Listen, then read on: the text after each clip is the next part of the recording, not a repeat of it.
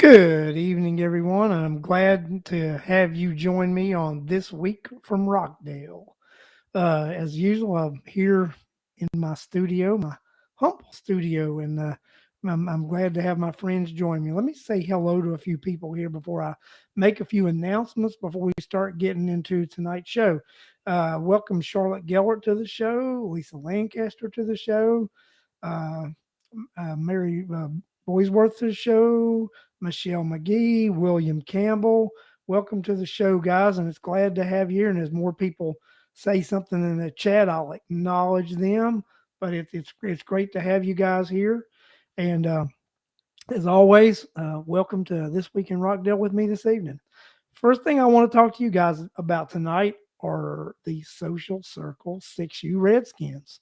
We were in action again this past Tuesday, and the Social Circle 6U Redskins, which I'm one of the coaches, we were victorious one more time. We brought our season record to 5-1, which qualifies us for the playoffs. We have two more regular season games left, and those are against the number one and number two teams in the league. We're currently right now tied for number two, but I think with a point differential, we'll be third. But we're playing those top two teams in the next 2 weeks. We have a bye week and off week this coming week, and we don't go back in action until the 19th. So just be thinking about the Social Circle Redskins as we go back into action. And like I said, we've made the playoffs already with our 5-1 record, and we're looking to take these little guys to the playoffs and hopefully get in a championship game. But these little guys have learned a lot, and it's been very rewarding to work with these guys. And it's just exciting to see the growth in these young guys and these young men, and for them to learn this fine sport. And I just am excited every day to get to go work with them, and just excited to be able to watch them to mature and grow as they learn this sport. So that's my Social Circle 6U update. They won't have a game this week, so on Sunday's show coming up, we will not have a Social Circle 6U update. It'll be the following Sunday, and I hope everybody looks forward to that update as much as I look forward to giving you that update. So that's that for the Social Circle 6U Redskins. I want to talk about a couple of events that are happening in the county. First of all, I want to just say congratulations to Tara from the Pampered Pup for throwing out her 10th annual Pink Pooch Festival, and it was a success. I stopped by the festival today to say hello to everybody, and Scott Spence and Just for Fun Radio, and Alex McDonald was there also helping Scott out.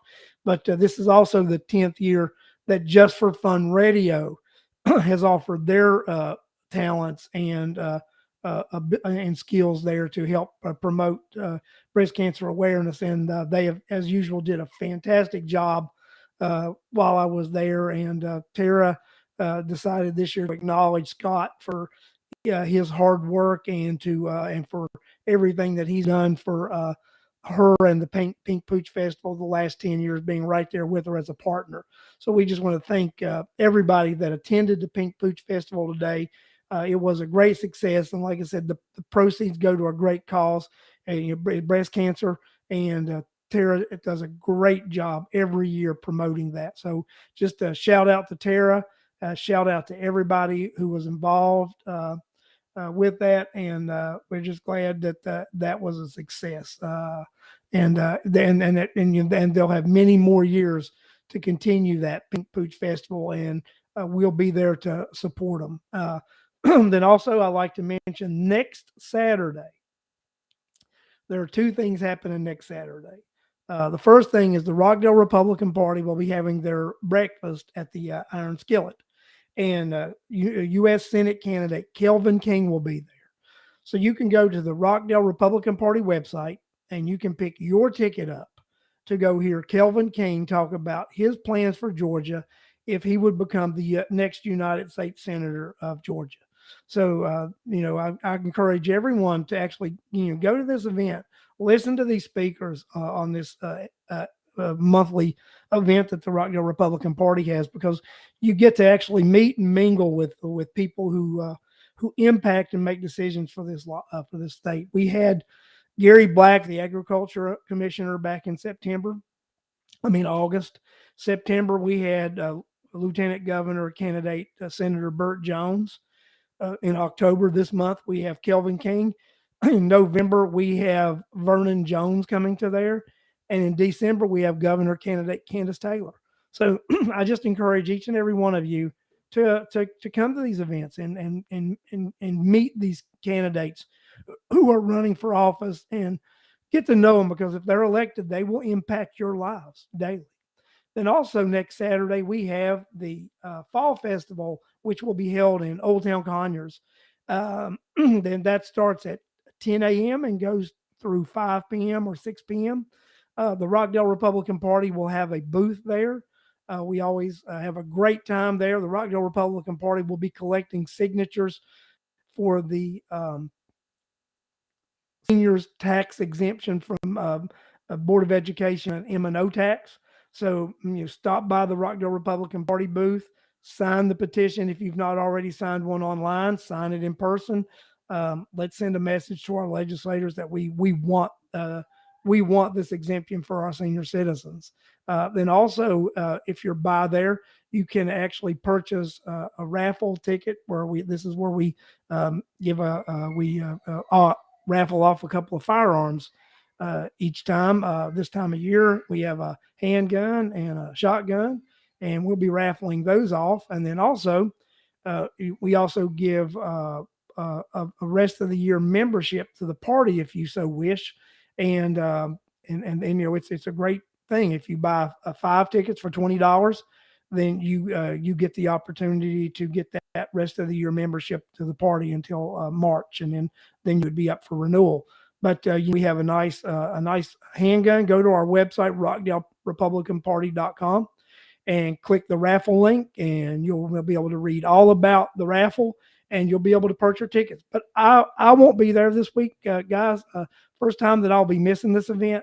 I have a business thing scheduled this week that has been scheduled for a while. I will be going to that, and Dan Burks will be representing me, and Alex McDonald will also be at the booth representing the party and selling the raffle tickets. So stop by that booth, get your raffle tickets, see Dan, see Alex, say hi, learn some things about some Republican values while you're there, and just support Old Town by going to the festival.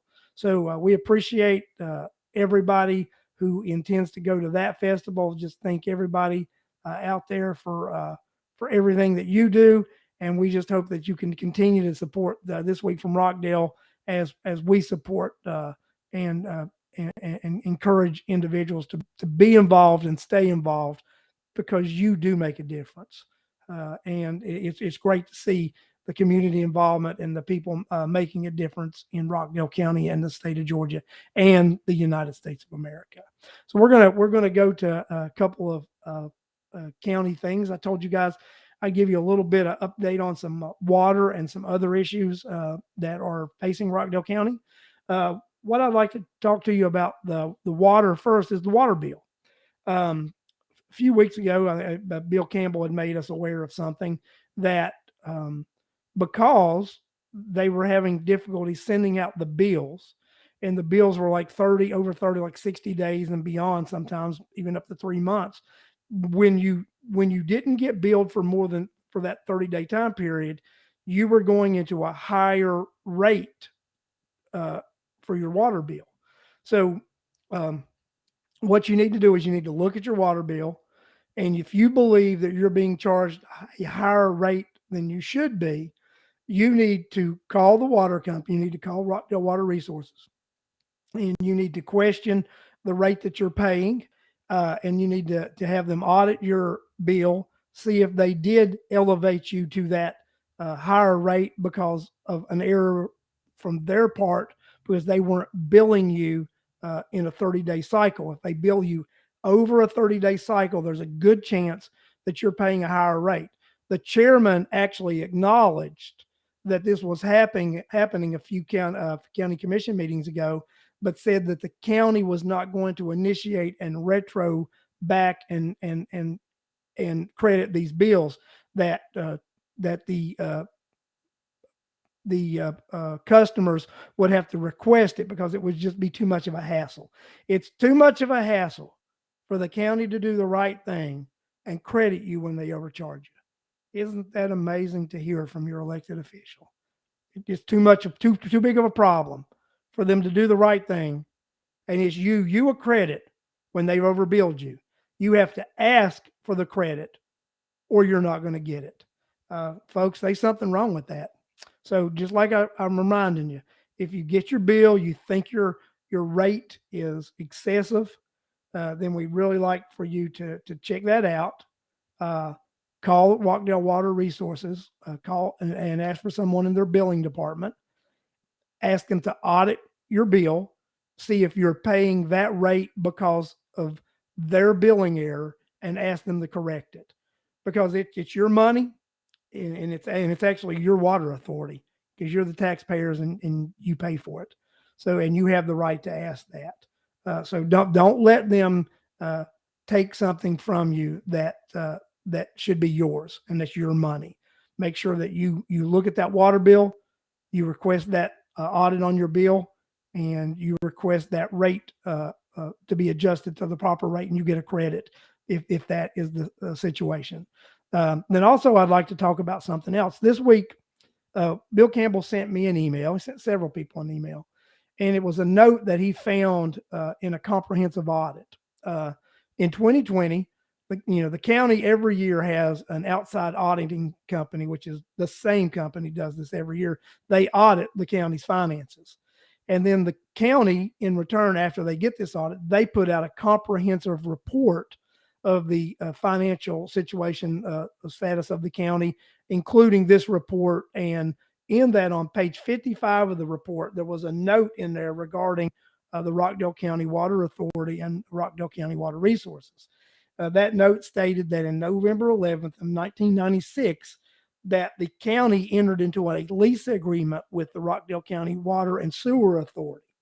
That lease agreement was for a time period to end July of 2022, or if the bonds were paid in full before that date, or the lease agreement was not to exceed any more than 50 years. And at the end of that 50-year time period, the water and the county could go into a bargain option to actually purchase the water and sewer facilities from the authority. A little bit interesting. That note is a little different than what county officials have said in meetings when citizens have had meetings with county officials. So what that note says is that the Rockdale County went into a lease agreement with the Rockdale Water and Sewer Authority in '96 to lease the water and sewer facilities. It also states that the Rockdale County will provide funds to the authority to pay the principal and interest of the bonds. It will also provide other funding required as defined in the lease. In the lease, it actually states that the county will provide the water authority with representation, with legal representation. And the water authority requested legal representation 2 years ago regarding some discrepancies they felt they had with the lease, and the county refused to acknowledge that and provide them with their legal counsel, in violation of the lease. So the county's having a hard time living up to their end of the deal in this lease agreement. And I think that what we're going to find this legislative session is there's going to be some things altered. There's going to be some changes made to the water authority charter. There's going to be some changes made to the charter that says who appoints members of the authority. I think there's going to be some changes made that are going to be very helpful to the citizens of Rockdale County, because the citizens of Rockdale County need at this time their state legislature to step up and protect them, and to make sure there is citizen oversight for our water. Remember, guys, the saying that I say, the water's dirty in Rockdale County. And I'm not talking about the drinking purity. I'm talking about the money behind the water. With the money, the finances, it's all dirty in Rockdale County. Hey, if you know, prove me wrong. Prove me wrong, Rockdale County. Prove me wrong. Prove me that you're on the up and up with this Rockdale County Water and Sewer Authority. Prove it to me. Do the right thing. Appoint a full board. Uh, Provide the water authority with their counsel so that we can get to the bottom of what authority the authority has and what authority the county has. Prove me wrong, Rockdale County. Prove me wrong, Commissioner Williams. Prove me wrong, Commissioner Washington. Prove me wrong, Chairman Nesbitt. Prove me wrong. That's all I ask. Prove me wrong. I'm a citizen of Rockdale County. I actually have the right to ask the questions that I just asked. I actually have the right for you to prove me wrong. I challenge you. Prove me wrong. That's all I ask. Prove me wrong. Also, this water and sewer thing, it's not going to go away anytime soon, guys. Especially since we've discovered we've got this silting issue, and the issue with who's responsible for cleaning that up, making up we do have clean drinking water. George Kelichek just recently went on a trip to Washington D.C. and Northern Virginia, where he met with some of our federal legislators, and he met with some EPD, EPA people. And I think that in 2 weeks, we'll probably have a report from George on what his findings were and what these federal legislators and what the EPA said regarding this issue to Mr. Kelichek when he went there asking his questions to our federal government. So we'll know something here, not next show, but the following show. I think we'll get a report from Mr. Kelichek about what's going on with our reservoir here in Rockdale County. And I'm really looking forward to getting that information from George and what all he found out and what we need to do. And if you guys heard me rustling some, dropping some, I got my notes right here, and I dropped my phone when I turned my notes, because I'm sort of old school and I like to have things visual right there and in writing. And so I write my notes before the show, and sometimes when I got a lot of notes, I got to flip the page. So today was a two-page note day. And, you can't go wrong when you got a two-page note day for this week in Rockdale, so that we can keep you guys informed about pressing issues and things that are going on in Rockdale County. Because Rockdale County, the happenings here are very important to each and every one of us. And we really need to know what's going on, because a lot of times a show like This Week from Rockdale is the only place that you hear some of the things you hear. And hopefully by hearing it here on This Week from Rockdale, we will send a message to the community and things begin to be heard loud and clear everywhere. I'll give you an example. That petition that the Rockdale Voter Group started, which I am a member of and support, that petition has taken off like wildfire. People sign that thing every day, and the emails just come in on that every single day. The support behind that is just phenomenal. And I will let you know, I spoke to Senator Brian Strickland about that this week, and that's going to be one of the legislative agendas one of the things on his agenda that he's going to be looking at for the citizens of Rockdale County this coming session, something that he looks at introducing from the Senate side. And Representative Taylor had indicated to me that she is also willing to introduce that legislation from the House side, especially. So I'm going to talk about this right now. Is I had asked a question, and I think I had mentioned this on the show last week. I had asked a question to the legislature of what the legalities were of creating a seniors exemption from the Board of Education M&O tax. And I got back a decision or an understanding from the Legislative Council, which was sent to Senator Strickland's office, which was sent to me. And the Legislative Council stated that any legislation regarding a tax exemption from Board of Education M&O taxes would have to come through local legislation, or it would have to come through a constitutional amendment, a ballot initiative. That the Board of Education itself had no authority in issuing a tax exemption for the citizens of the seniors. That responsibility solely laid on our legislators. So our petition and our request to our local legislators is the right process because our Board of Education does not have the authority to exempt seniors from property M&O tax from the school board.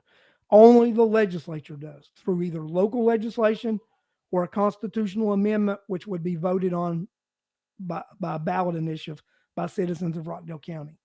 So we can look forward for us if we, keep signing those petitions, keep getting that in, so we can hand those off to our local delegation so that they can be made aware that yes, the citizens of Rockdale County are concerned about taxes in Rockdale County.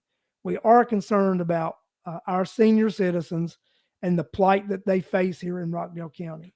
That we are concerned that our seniors are overtaxed, and we're concerned that our senior citizens are going to struggle to keep the roofs under their head, over their head. I mean, so folks, I just appreciate and thank each and every one of you who has gotten involved and has decided to make a difference here in Rockdale County and sign that petition because it is making a difference. Our legislators hear us loud and clear, and they know the citizens of Rockdale County are very excited about the possibility of getting a senior tax exemption.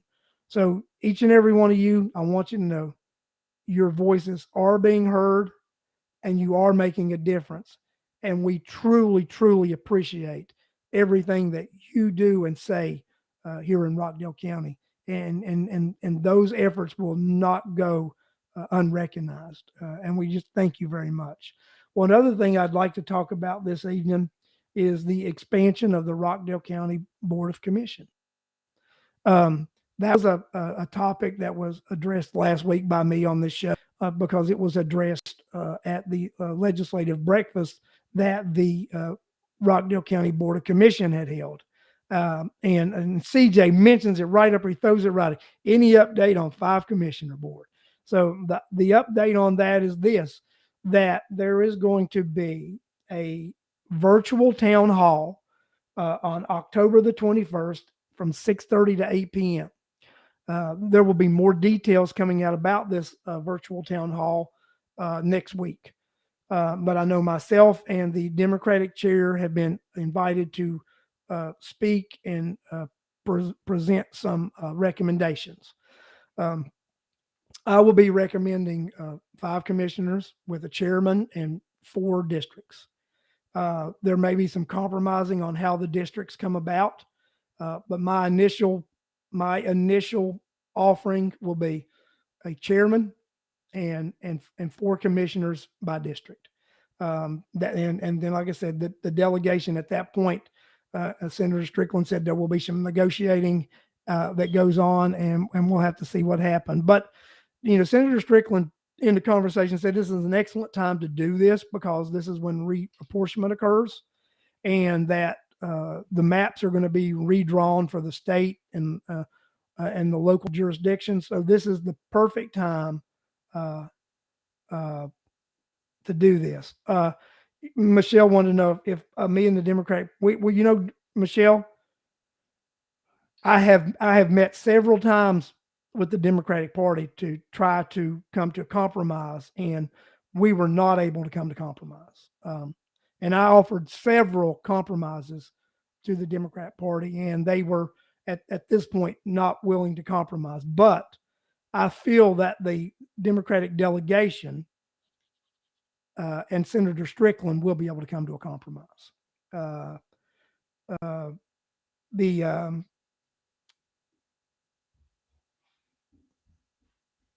Yeah, we talk about. I'm reading Catherine Lynn's that they equate it to more money. Not that much more money. Actually, there are some cuts that can be made with some officials that we don't really need that would uh, actually pay for those other part-time commissioners. You got to remember they're 25. They are looking at get raises this time too, and that's also some of the bartering and bargaining power um, that we will have to work with as far as what we do. But right now you're looking at $25,000 for two commissioners, which is $50 and some startup things. And they've got a couple of legislative officials and things that if there's more than a couple $100,000 they could cut easily from overhead in the Board of Commission office to pay for those two commissioners if they would decide to do so. But if at the end of the day they don't make those cuts and we have to pay $50,000 additional dollars, the $50,000 we would pay for those two commissioners would save us more money in the long run than I think we could even count.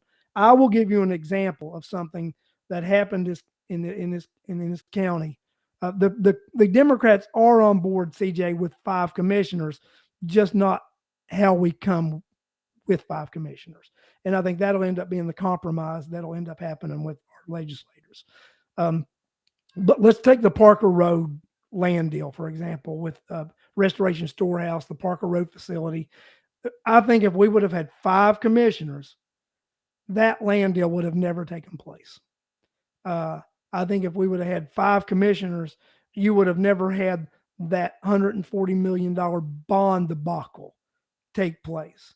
I think with 5 commissioners, that North and South Rockdale is represented better, and you don't have all the money being spent in the central part of the county. Uh, uh, and also, Bill said this, and I was very surprised with this, and I don't know exactly what it means, but Oz also mentioned that the current BOC office is not safe, and they need a new courthouse and legislative center. I've been in that building, and I don't see anything unsafe about it, and I think they've done some remodeling to it and some updating to it. So I don't really, somebody's going to have to tell me how that current office is not safe. I mean, are they talking about structurally safe, or are they talking about safe from terrorism or something like that? So, well, I will got to tell you too, I'm a little concerned about something because, I talked about the Board of Education here tonight, and I talked about, a few weeks ago, and, and you've got this, the board, if you speak against the Board of Education, you could be labeled as a domestic terrorist. Lord, folks, I don't know what they're going to label me as. I mean, for a month I've been hounding the Board of Education. So am I going to be labeled as some sort of domestic terrorist because I don't agree with how the Board of Education represents the citizens and the students of Rockdale County? Disagreeing with the board makes you a terrorist. Disagreeing with the board makes you a taxpayer. It makes you a citizen. It gives, you're exercising your First Amendment right to free speech. So by exercising my First Amendment right to free speech, I'm considered a domestic terrorist because I don't agree with the actions of the school board. Folks, that's ridiculous. This is what I talk about with this country and the Democrat Party and the socialism movement. We've got to put a stop to this nonsense. I mean, if you can't talk critically about what's going on, then we've got to come up with something.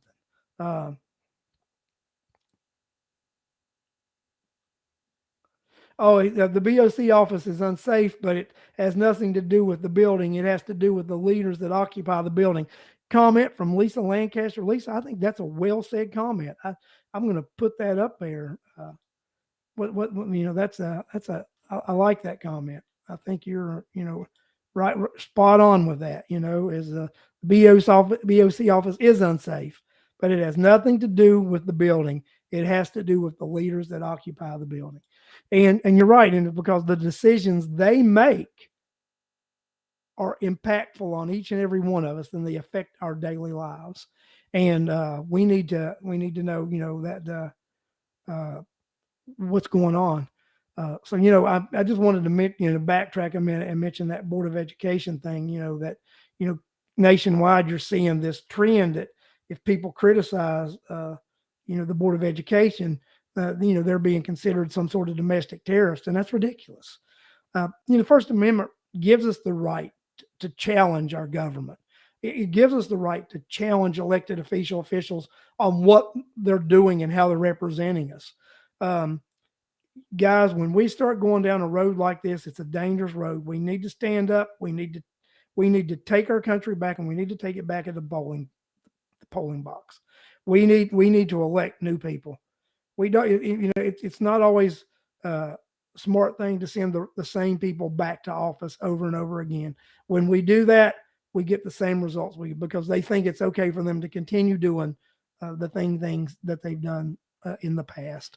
So we need to stand up for ourselves. We need to stand up for what's right. We need to stand up for the citizens of this country, this state, and this county. And that's why I ask you, when you go to the ballot box this coming election, do that. Stand up for yourself. Cast that ballot strongly. Cast it for candidates who will make a decision to make a difference. All candidates say they make a difference, but look at the past and the history of those who are holding those office now. Did they actually make a positive difference in your life? They all make a difference in your life, but did they make a positive difference in your life? And that's a big question you need to ask. Was the difference they made positive or negative? And do I want to continue down that path? So that's what I say. We encourage people, and we encourage people to run for office. If you've got that calling in your life, you think you can make a difference, then run for office. No matter if people say you can't do it, you can't do it, you can't get elected. Who knows unless you try? Go out there and try. Put yourself out there. It can happen. Guys, I think that I've spoke long enough this evening. I covered the issues that I want to cover. Next week, when uh, I get some more information about that virtual town hall, I will get a hold of you folks, and I will let you know what's going on. And we'll put it out there about that virtual town hall, because I want all you guys that watch this week from Rockdale. I'd like to see you attend that virtual town hall and let the local legislation know that you support 5 commissioners and you'd like to see them by district. Because when I speak to people, this is what they say: I want somebody to represent me that lives in my neighborhood. I want somebody to represent me that knows my local issues. I want them to know about that pothole that's on my street. I want them to know about that traffic light that doesn't change properly down the street from me. And that's what we need to look at, guys. We need representatives who live in our neighborhoods, who know our local needs. One of the things the chairman said, and I just got to get to this. He said that he didn't like it because people would be fighting for local issues, and it might cause fights with our delegation. Well, yes, that's what local representation does. It means that you're going to fight for the rights of the people who live in your area. And sometimes that can get a little tough. But there's nothing wrong with hard discussion and hard decisions. But this sugarcoating and we get along nonsense that they don't really get along, we've all seen that those three really don't get along. We've all seen that with our own eyes and heard it with our own ears. We have the most dysfunctional board of commission in probably the whole of Georgia. I would rate them the top, as worse as our education, the worst 18%. We're the worst 18% of BOCs. So, guys, we can make a difference. We can expand this board of commission, and then we can turn some of those ones that have been in there forever out. I recommend you do that. I'm going to say goodbye tonight. I'm going to thank each and every one of you for attending and listening tonight. And I hope that you watch This Week from Rockdale next week as we bring you more information about these issues and many more. Thanks, guys. I appreciate it. And I'll see you next week.